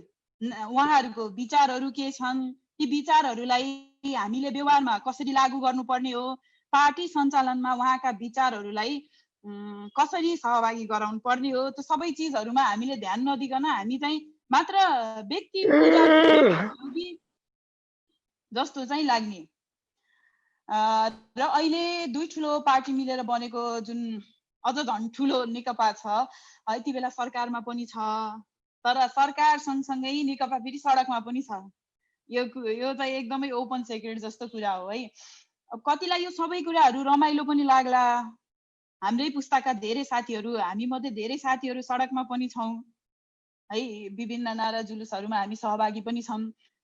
यो सबै कुरा के हो भन्दा डरलाग्दो कुरा के हो भन्दाखेरि ती सबै कुराहरूको मूल्य कसले चुकाउने भन्दाखेरि यो मुलुकले चुकाउने हो, यो पार्टीले चुकाउने हो, हाम्रो पुस्ताले अझ बढी चुकाउनु पर्ने हो। त्यस कारणले गर्दाखेरि हामी यो कुराहरूले हाम्रो भोलिलाई अझ डरलाग्दो बनाउँछ कि त्यतातिर पनि हामीले सोच्नु पर्ने हो कि हामीले आज गरेका क्रियाकलापहरूले हाम्रो भोलि बनाउँदैछ या भोलि बिगार्दैछ भन्नेतिर पनि हाम्रा पुस्ताका साथीहरूले सोच्नुपर्छ जस्तो चाहिँ मलाई लाग्छ है।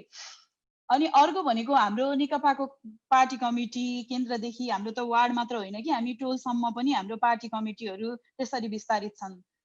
अब यो त के हैछ भने हामीले भन्छौँ नि बेलामा हिरा फोड्ने भनेको यो हिरा फोड्ने बेला हो जस्तो लाग्छ कि यदि हामीले राज्य सत्ता र अनि त्यसपछि चाहिँ हाम्रो पार्टी कमिटीलाई राम्रोसँग तालमेल गरेर अगाडि बढाउन सक्यो भने यो त हिरा फोड्ने बेला होला यो हाम्रो पार्टीको लागि, म त्यस्तो लाग्छ। अब हाम्रो पार्टीले जुन सरकार सञ्चालन, यो चाहिँ के हो भन्दाखेरि हामी कल्चरली चाहिँ हामी पार्टीले सरकार सञ्चालन गर्ने है त्यो खालको हाम्रो कल्चर हो भनेर हामीले बुझेको हो नि त। तर हामी देख्दा त्यसो देख्दैनौँ, किनभने यो केन्द्रीय नेतृत्वको लागि मात्र प्रश्न होइन कि हाम्रो तल स्थानीय तहसम्म पनि एउटै व्यक्ति नै कुनै पार्टीको एउटा जिम्मेवार कमिटीमा हुनुहुन्छ भने त्यही व्यक्ति नै फेरि राज्य सञ्चालनको एउटा महत्त्वपूर्ण निकायमा हुनुहुन्छ। अब त्यस्तो अवस्थामा कसले कसलाई गाइडिङ गर्ने? अब यो कन्ट्रोलिङ मेकानिजम चाहिँ के हो खासमा? सरकार कसरी चल्ने, पार्टीले चाहिँ सरकारको नियन्त्रण कसरी गर्ने र कहिले कस्तो भइदिएको छ भने तपाईँको एउटा स्थानीय तहमा एउटा पदमा चाहिँ हाम्रो जिल्लाकै जिम्मेवार व्यक्ति अथवा चाहिँ जिम्मेवार पदमा बसेका मान्छे चाहिँ निर्वाचित हुनुहुन्छ। अनि त्यसपछि अब यता पार्टीबाट चाहिँ उहाँभन्दा जुनियर साथीहरू हुनुहुन्छ पार्टीबाट हेर्नको लागि। अब त्यो अभियसली त्यहाँनिर फेरि के हुन्छ भन्दाखेरि त्यहाँनिर केही कन्फ्लिक्टको अवस्था त आउँछ। अहिले यहाँ भइरहेको पनि त्यही नै छ, हामी धेरै ठाउँमा त्यस्ता कुराहरू देख्न सक्छौँ। र फेरि पनि म एउटा अहिले भर्खरै फेरि के कुरा म यहाँनिर जोड्न चाहे भने जस्तो हामी भर्खरै आज मात्रै हामी बिहान समाचार सुन्यौँ कि यो असार 10 गतेदेखि सुरु भएको हाम्रो स्थायी कमिटीको जुन बैठक छ त्यो बैठक फेरि 1 हप्ताको लागि भनेर सरेको छ। दुःखको कुरा हामी के पनि सुनिरहेको छौँ भन्दाखेरि हाम्रो दोस्रो पुस्ताका नेताहरू चाहिँ बैठक सारेर भए पनि 2 नेताहरू मिल्नुस् भनेर लागिराख्नु भएको छ भन्ने कुरा यो मलाई दुःख किन लागेको हो भन्दाखेरि हामीसँग त कमिटी छ है छलफल गर्नका लागि। हामी त कमिटीगत प्रणालीबाट पनि हाम्रा समस्याहरू समाधान गर्न सक्छौँ होला नि भन्न खोजेको हो। जस्तो मैले एउटा प्रश्न यहाँनिर के राख्न खोजेँ भने जस्तो आजको नेकपा भित्रको विवाद व्यक्ति व्यक्तिका स्वभावजन्य विवादहरू हुन्, प्रवृत्तिगत विवादहरू हुन् या वैचारिक विवादहरू हुन्। किनभने यदि वैचारिक विवादहरू हुन् भने ती विवादहरूको समाधान हामी कमिटीभित्र किन खोजिरहेको छैनौँ भन्ने मेरो एउटा प्रश्न हो। किन हामी कमिटीलाई चाहिँ नाकाम बनाउँदैछौँ, किन हामी कमिटीलाई कमजोर बनाउँदैछौँ, किन हामी व्यक्ति बिचको बीच मात्र समाधानहरू छ भनेर त्यसरी हामी कुरा गरिरहेका छौँ। किन हामी कमिटीका बारे कमिटी कसरी चल्ने, कमिटीले कसरी समाधान गर्ने भन्ने बारे चाहिँ किन हामी चाहिँ कुरा उठाइरहेका छैनौँ। त्यो प्रश्न हाम्रो सडकबाट पनि उठेको छैन। हामी स्थायी कमिटीको बैठक स्थगित गरेर हामी समस्याको समाधान गर्न खोजिरहेको छौँ। हामी कतातिर जाँदैछौँ भन्ने कुरा हो। अब त्यसरी समस्या समाधान भयो भने पनि त्यसको अपनत्व पार्टी सिस्टमले लिन्छ कि लिँदैन भन्ने कुरा पनि हो एउटा। अर्को चाहिँ के हो भन्दाखेरि जस्तो हामी अहिले मैले सरलाई सोध्न खोजेको अर्को क्वेसन के पनि हो भन्दाखेरि जस्तो अहिले नेकपा भित्रको जति पनि विवादहरू छन् बाहिर त अब यो छताछुल्ल भएका छन्। यो चाहिँ कस्तो रहेछ भन्दाखेरि अहिलेको समस्याहरूको कुरा गर्दाखेरि यो समस्या के हो भन्दा पनि हामी अहिले प्रश्न कसरी उठाउँछौँ भन्दाखेरि यो समस्या कसले उठायो, यो समस्या यो हो भनेर समस्याको पहिचान गरेर उठाउने मान्छे को हो, त्यो उठाउने मान्छे जो हो त्यो समस्या चाहिँ ऊ गुटको हो, त्यो समूहको हो भनेर हाम्रो बुझाइहरू चाहिँ तलसम्म त्यसरी आइरहेका छन्। त्यसो गर्दाखेरि हामी चाहिँ राम्ररी बहस र छलफलमा अझ सहभागी हुन पाइएको छैन। अघि झा सरले कुरा उठाउनु भयो। अब केही त कुराहरू यस्तो छन् कि हामी एउटै पार्टीभित्र बसेका छौँ, हाम्रा केही नेताहरू राष्ट्रवादी हुनुहुन्छ भने त्यहाँभित्र चाहिँ केही नेताहरूलाई अराष्ट्रवादी अथवा चाहिँ दलालहरू भनिएको छ, त्यसरी कुराहरू उठाइएको छ। यो साँचो हो भने पार्टीले कारबाहीको प्रोसेसहरू अगाडि बढाउनु पर्यो, साँचो होइन भने यस्ता अतिरञ्जित कुराहरूलाई चाहिँ फैलाउनबाट रोक्न पर्यो। के हो पार्टीको भूमिका, पार्टी किन यति मौन छ भन्ने कुरा हो। र अर्को कुरा चाहिँ कित्ता काट नगरेर हेर्ने हो भने है यसलाई चाहिँ त्यसरी हेर्दाखेरि जस्तो नेकपा भित्र अहिले जुन उब्जिएका प्रश्नहरू छन् यो कतिको सान्दर्भिक छन्, हाम्रो समयलाई हेरेर हुन सक्छ, हाम्रो आजलाई हेरेर हुन सक्छ, हाम्रो वर्तमान भविष्यलाई हेर्दाखेरि पनि यो जुन प्रश्नहरू नेकपा भित्र अहिले उठेका छन् ती प्रश्नहरू साँच्चै नै सान्दर्भिक छन् त एउटा प्रश्न त्यो पनि हो। र जे प्रश्नहरू उठिएका छन् यो चाहिँ हामी एकतालाई मजबुत बनाउनका लागि भनेर यो दुवै थरी साथीहरूले भन्ने गर्नुहुन्छ है। अब यसमा चाहिँ जस्तो हाम्रो एकताको कुरा गर्दाखेरि यसले यो प्रश्नहरूले सँगसँगै हाम्रो एकतामाथि पनि प्रश्न गरेको छ कि कम्युनिस्ट आन्दोलनका लागि हाम्रो एकता भएको थियो या चाहिँ हाम्रो एकता चाहिँ मात्र सत्ताका लागि भएको थियो त। किनभने हाम्रा बहसहरू जहिलेसुकै सत्ता केन्द्रित हुने, हाम्रा बहसहरू जहिलेसुकै कुर्ची केन्द्रित हुने, त्यसो भए हाम्रो एकता चाहिँ यो कम्युनिस्ट आन्दोलनको लागि थिएन, यो एउटा प्रश्न हो। र अहिले हाम्रा जुन अहिलेका तमाम समस्याहरू छन् त्यो समस्याहरूलाई सम्बोधन गर्नका लागि नेकपाका कार्यक्रमहरू छन् होला, नेकपाका दस्तावेज छन् होला है, त्यहाँ दस्तावेजभित्र पनि केही कुराहरू लेखेका छन् होला, ती कुराहरूले विवादहरूलाई समाधान गर्न सक्छन् कि सक्दैनन् होला, ती कुराहरू त्यो दस्तावेजभित्र समेटिएर आएका छन् कि छैनन् होला, त्यो त हाम्रो हातमा पुगेको छैन। र त्यसले गर्दाखेरि यदि छैनन् भने पनि हामी भित्र अहिले नेकपा भित्र उब्जिएका विवादहरूको समाधान गर्ने ठोस कार्यक्रम यति बेला हामीसँग छैन भने कस्ता खालका कार्यक्रमहरूले हामीले ल्याउन जरुरी छ त। अब हामी कस्ता खालका कार्यक्रमहरूमा केन्द्रित भएर यस्ता विवादहरूको समाधान गर्ने र यी विवादहरूलाई फेरि आउन नदिनका लागि हामीले कस्ता खालका कदमहरू चाल्नुपर्छ होला त? लगभग यही नै हुन्छ होला। म यति नै प्रश्न केही आफ्ना कुराहरू सँगसँगै केही चाहिँ कृष्ण सरलाई प्रश्नहरू छोडेको छु। मैले चाहिँ मेरो साथी सरितालाई, मेरो साथीले गरेको प्रश्नका कारण होइन, कमरेड सरिताले गरेको प्रश्न चाहिँ मिलियन डलर अफ क्वेसन हो भनेर मैले भन्न चाहन्छु। जस्तो भने आज चाहिँ असान्दर्भिक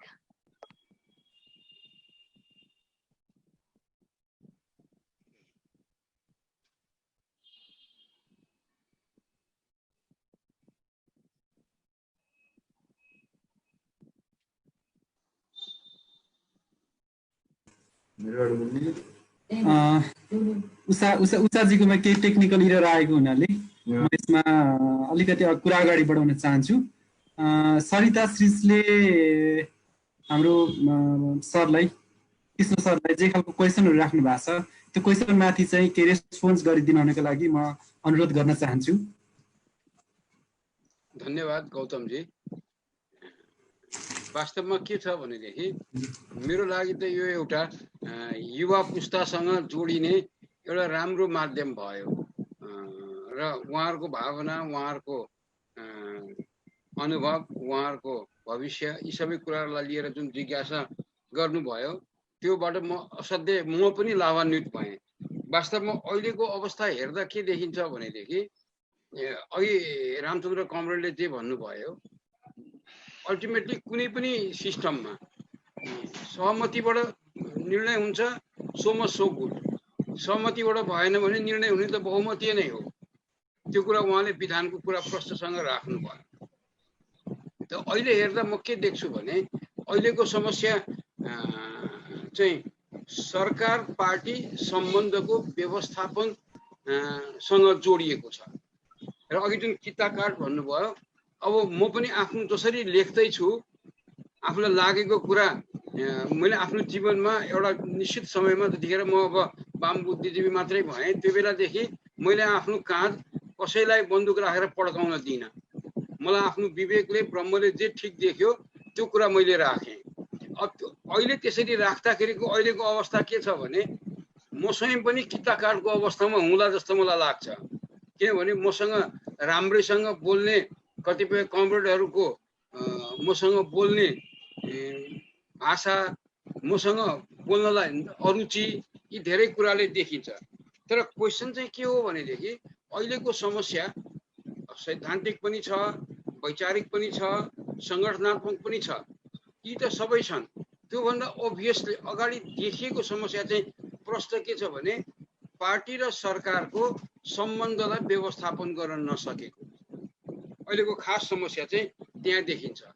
त्यससँग जोडिएको के छ भने अघि सरिताजीले जुन भन्नुभयो स्वभावजन्य, स्वार्थजन्य, विचारजन्य। मैले यहाँ विचारको कारणले यो भएको देखिँदैन। बरु बेला मौकामा यो विभाजन हेर्नुहोस्, अहिले पार्टीमा जुन तलदेखि माथिसम्म जुन रेखा कोरिएको छ त्यो हिजोको एमाले र माओवादीको रूपमा कोरिएकै छैन। कोरिएको के छ भने एउटा म विश्लेषकको हिसाबले भन्दा के देख्छु भने हिजो एमालेमा रहेको जुन विवाद थियो, जुन एक प्रकारले भन्ने हो भने नेताहरूलाई जसरी खेदिएको थियो, त्यो नेताहरू अहिले पार्टी एकीकरण भएपछि माओवादी पनि यसमा मिसिएपछि उहाँहरूलाई पनि बल प्राप्त भयो। मैले त्यसरी देखेको छु। अनि उहाँहरू पनि मुखर भएर आउनुभयो, जसले गर्दाखेरि यहाँ अब एमाले र पूर्व माओवादी भन्ने छैन, यो मिक्स भएर गएको छ।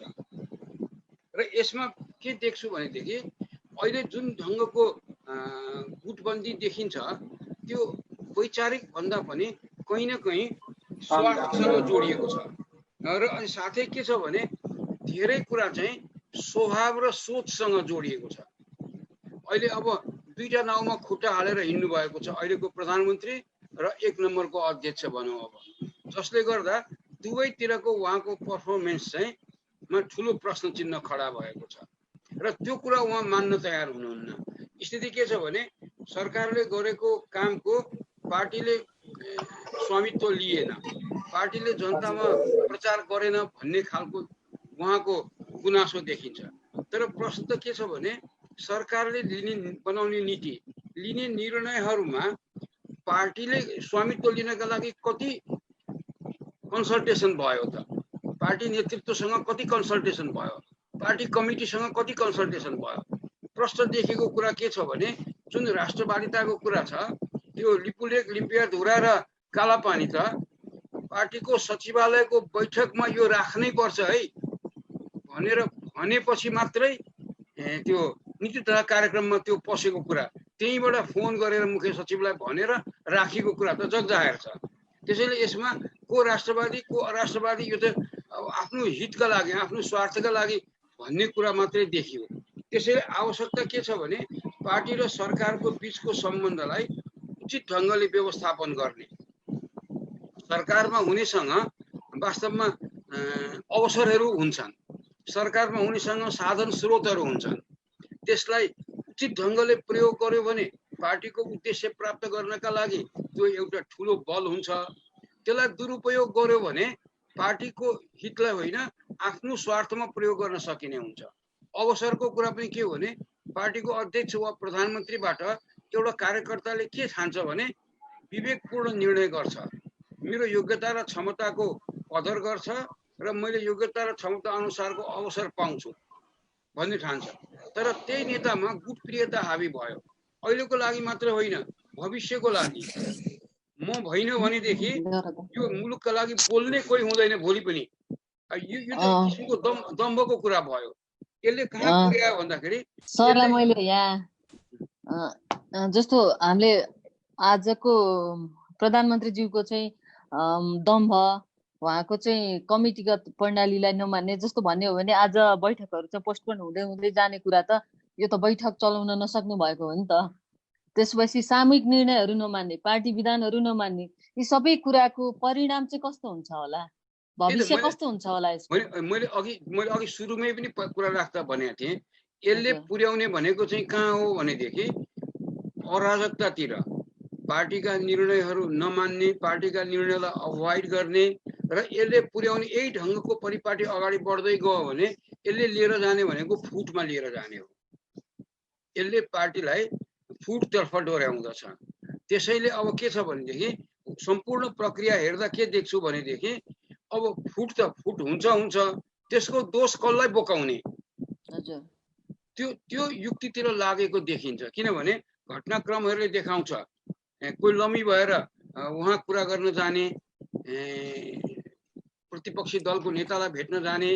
यसरी के देखिन्छ भनेदेखि यो चाहिँ भएको दोहन पनि हुन सक्छ। हेर्नुहोस् यसको पछाडिको नियत के हुन सक्छ भने पार्टी अब हामीले अडान लिइराख्यौँ भने पार्टी फुट्छ, त्यसकारण त्यो फुट्ने भयो भनेदेखि त बिग्रिने भयो भनेर त्यो भय पारेर त्यो भयलाई दोहन गर्न खोजेको पनि हुन सक्छ र रियली त्यो तयारी पनि गरे हुन सक्छ। त्यसैले यसले पुर्याउने भनेको मैले अघि नै भने युवाहरूले इन्टरभेन गर्यो भने एक ठाउँ लिएर जान्छ, हिजो विभाजनको पीडा अनुभव गर्यो भने एक ठाउँ लिएर जान्छ। ती सबै कुरा छोडेर आफ्नो स्वार्थलाई मात्रै लिएर जाने हो भने विभाजनमा पुर्याउँछ। ढिलो चाँडोको कुरा मात्रै हो। प्याचअप अहिले गर्यो भने पनि पद्धतिसँग ढङ्गले प्याचअप गर्यो भनेदेखि त्यसले परिणाम दिन्छ।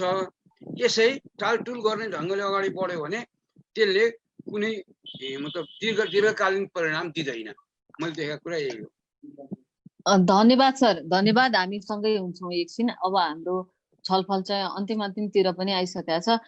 मैले यहाँ चाहिँ आदरणीय हरिरोका विश्लेषक र उहाँ यो राजनीतिक विभिन्न आन्दोलनमा सधैँसँगै हुनुहुन्छ, उहाँ राजनीतिक व्यक्तित्व पनि हो।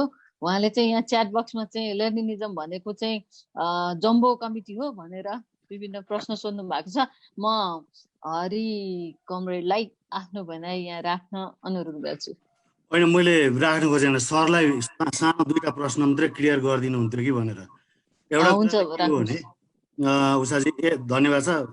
एउटा कुरा चाहिँ कस्तो भने यो चाहिँ हामी कहाँ धेरैवटा टायरहरू भए, कम्युनिस्ट पार्टीभित्र धेरैवटा टायर हुँदा त्यसले तपाईँको चाहिँ समस्या यो लेनिनवादभित्र पर्छ कि पर्दैन? त्यो टायर सचिवालय भनेको छ, त्यहाँबाट तपाईँको चाहिँ अर्को यो चाहिँ स्थायी कमिटी स्थायी। बनाएको छ, पोलिट ब्युरो बनाएको छ, त्यहाँबाट सेन्ट्रल कमिटी बनाएको छ। हामी कहाँ पहिले उहाँले हामीले पढ्दाखेरि त त्यो सेन्ट्रल कमिटी चाहिँ महाधिवेशन पछाडिको कमिटी हुन्छ भन्ने थियो, त्यो जिम्मेवार हुन्छ भन्ने थियो। अहिले त अब 450 को अब टुडी खेलमा मिटिङ राख्नु पर्ने भएपछि त्यसले त कुनै निर्णय गर्न सक्ने स्थिति छैन। त्यसो भएपछि को जिम्मेवार भन्ने खालको कुरा यो चाहिँ तपाईँको यो साङ्गठनिक ढाँचा लेनिनवादभित्र पर्छ है पर्दैन, सरले कसरी त्यसलाई ठम्याउनु भएको छ भन्ने एउटा प्रश्न मेरो त्यो हो। अर्को एउटा प्रश्न पनि छ, त्यो चाहिँ हाम्रो अघि सरिताजीले जुन कुरा उठाउनु भयो, हाम्रा युवा नेताहरू अहिले चाहिँ तपाईँको मतलब मध्यस्थता गर्न कुदिराख्नु भएको छ। अब सरले अघि अब फर्क्याउनु नि भयो, अब मतलब माथि यिनीहरू नै हुन्, जिम्मेवार यिनै पनि हुन्, हो पनि अब उनीहरू 65बाट माथि लागे पहिलो नेताहरू भए, 65 भन्दा त अब यी हाम्रा अहिलेका सेकेन्ड जेनेरेसनका भए। अब यी सेकेन्ड जेनेरेसनकाहरू मिटिङमा चाहिँ नखोज्ने, एउटा अध्यक्षकामा जान्छन् र खुसामत गर्छन्, अर्को अध्यक्षकहाँ जान्छन् र खुसामत गर्छन्, अनि उनीहरूले गर्ने मध्यस्थता चाहिँ समितिभित्र कमिटीभित्र चाहिँ नखोज्ने होइन भनेको हो। तपाईँको चाहिँ अहिले चाहिँ स्थायी समितिको बैठक बसिरहेछ, बैठकभित्र चाहिँ माथापछि नगर्ने, अनि त्यसपछि नेता कहाँ डुलेर एक-एकवटा नेतालाई गएर भेटेर बक्साएर पार्टी एकता राख्ने भन्ने खालको कुरा गर्दाखेरि अब उनीहरूबाट यो सेकेन्ड जेनेरेसनबाट चाहिँ अब पार्टी फुटोस् नफुटोस्, रहोस् नरहोस्, वा फेरि बनाउन् वा नयाँ निर्माण गरून्, गर्ने त उनीहरूले पनि त त्यस्तै त रहेछ। खुसामत त अहिले गर्न थालेपछि उनीहरूले पनि त भोलि अर्का खुसामत गर्न आउन् भन्ने खोज्ने होला नि त भोलि उनी नेता भयो भने।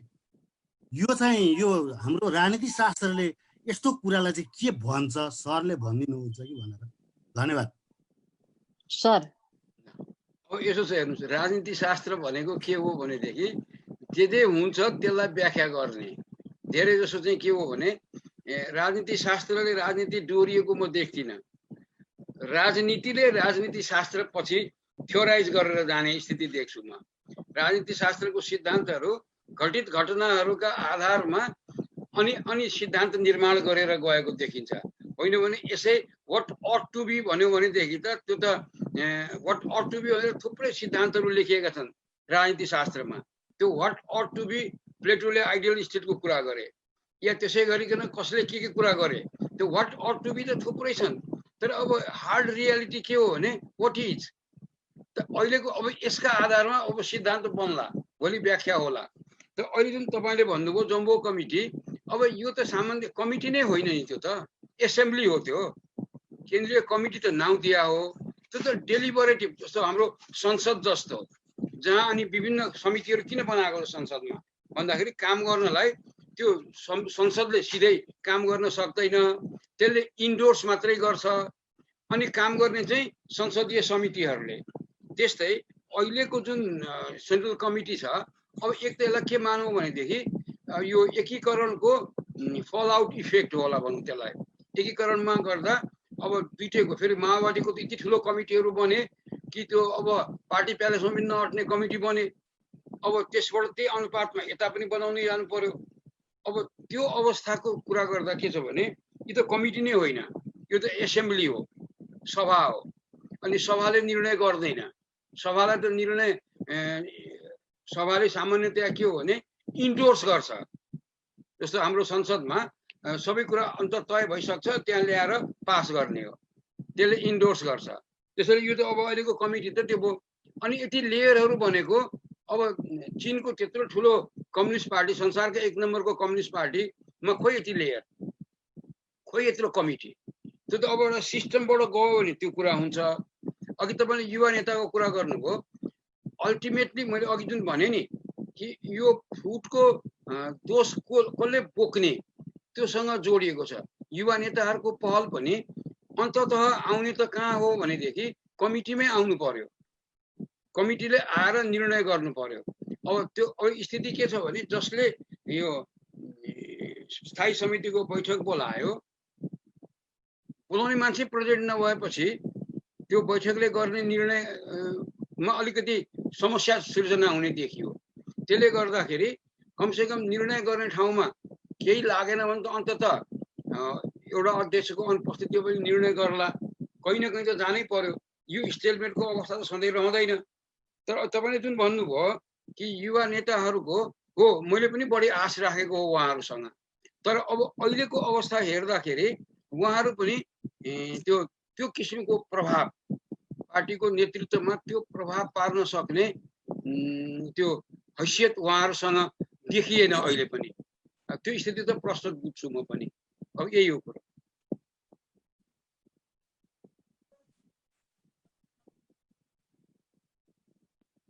दिदी अनम्युट गर्नुहोस्, अनम्युट। आवाज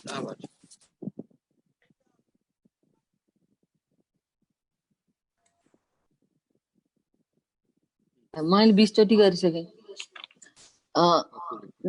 कमरेड रामचन्द्र दास सुनिरहनु भएको छ नि? सुनिरहेको। हजुरको 2 मिनेटमा भनिसक्नु पर्ने कुरा केही छ भने भन्नुहोस् न। अनि मेरो कुरा यति मात्र हो कि जबसम्म विनम्रता हुँदैन र परिस्थितिलाई बुझ्ने मतलब अलिक व्यापकता हुँदैन तबसम्म चाहिँ समस्याको समाधान हुन सक्दैन। वा चाहिँ विनम्र बोल्दाखेरि मान्नुहोस् पार्टीको अध्यक्ष र प्रधानमन्त्री बोल्दाखेरि घोच पेच गरेर मात्रै बोल्नु पर्ने, विनम्रमा छैन, राम्रा शब्दहरू छैन। दोस्रो कुरा, बहुमतको निर्णयलाई पार्टीको निर्णय हो भन्ने कुरामा यति कठिनाइ किन छ? बहुमतको निर्णय मान्दिनुहोस् उहाँको विपक्षमै गइहाल्न कुनै जरुरी त छैन। बहस गर्न यदि राम्ररी सक्नुहुन्छ भने त मान्दिनुहोस् म कन्भिन्स छैन कुनै कुरामा, तर उहाँले मलाई कन्भिन्स गर्न सक्नुभयो र तथ्यहरू चाहिँ मेरो सामनेमा राख्नुभयो भने म किन कन्भिन्स हुन सक्दिनँ? त तथ्य नै राख्ने वा पूर्व धारणा बनाएर चाहिँ बस्ने कि यो मान्छे जेसुकै मैले भने पनि यो मान्दैन त्यस्तो पूर्व धारणा बनाएर चाहिँ मतलब काम गर्ने हो भने हुँदैन। पार्टीभित्र के हुन्छ भने हामी चाहिँ म करिब मतलब एक हिसाबले मतलब 20 वर्षदेखि कम्युनिस्ट पार्टीको केन्द्रीय कमिटीमा 20 भन्दा पनि बढी होला त्यति वर्षदेखि चाहिँ काम गरिरहेको छु। तर म त मैले के देखाएको छु, जुन कुरामा विचारमा मैले एउटा कुरा राखेँ फेरि बहस छलफल हुँदै जाँदा त्यो मान्दिनुहोस् अर्कै रूपमा चाहिँ म सहमत भएँ, यस्तो पनि हुन सक्छ, अरू पनि सहमत भए। त्यसरी चाहिँ मान्दिनुहोस् अब होइन बहसबाट। अब उहाँ शारीरिक रूपले पनि चाहिँ मान्दिनुहोस् अब त्यति सक्षम हुनुहुन्न शारीरिक रूपमा, जसले गर्दा बढी बहस र बढी बस्ने उहाँलाई चाहिँ मान्दिनुहोस् अब त्यति चाहिँ रुचिकर लाग्दैन, उहाँ स्वास्थ्यको लागि चाहिँ हितकर लाग्दैन। त्यो पनि एउटा समस्या हुन सक्छ, जसले गर्दा चाहिँ पन्छिने बहस विवादबाट चाहिँ मतलब के अरे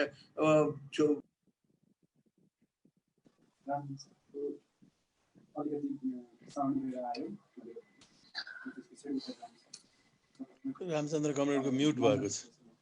रामचन्द्र कमरेडको म्युट भयो। म नन्द दाइले हात उठाइराख्नु भएको छ। नन्द बन्जाडी, नन्द बन्जाडीले के भन्दै खोज्दै हुनुहुन्छ? म कमरेड नन्द बन्जाडीलाई आफ्नो भनाइ 1 मिनेटमा राख्न अनुरोध गर्छु। सबैलाई नमस्ते। प्रश्न होला कि? ठिक छ, सबैलाई नमस्ते। म एउटा पुरानो कुरा रिमाइन्ड गराउँछु। 37 सालमा तत्कालीन मालेको 3 सदस्यीय पोलिट ब्युरोको 3 दिने बैठकको म साक्षी हुँ। मैले यो सन्दर्भ किन उठाएको भने 3 दिनसम्म उहाँहरूले दिन रात बैठक बसेर छलफल गरेर निचोड निकाल्नु भएको थियो।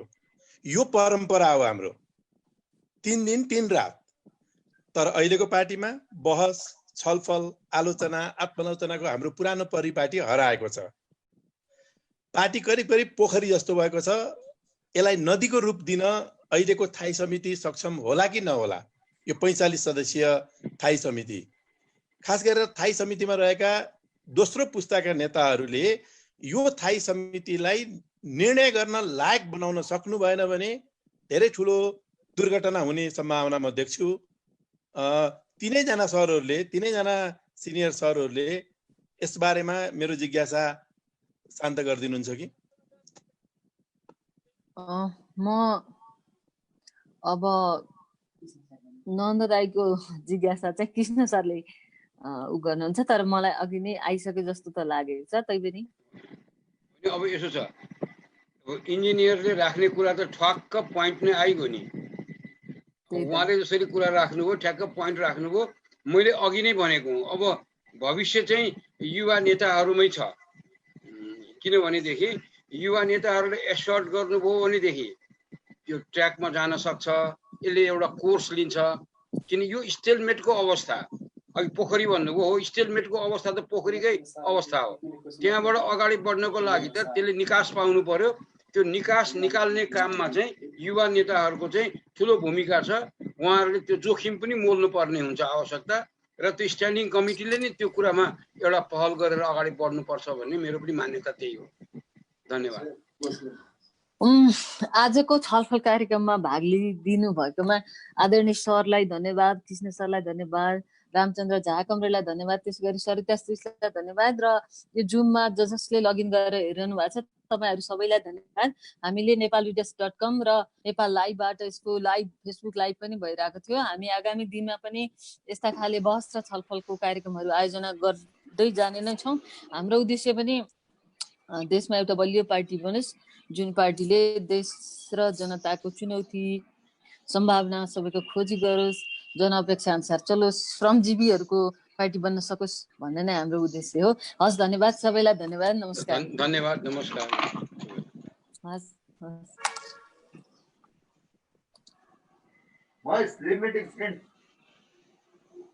बुझा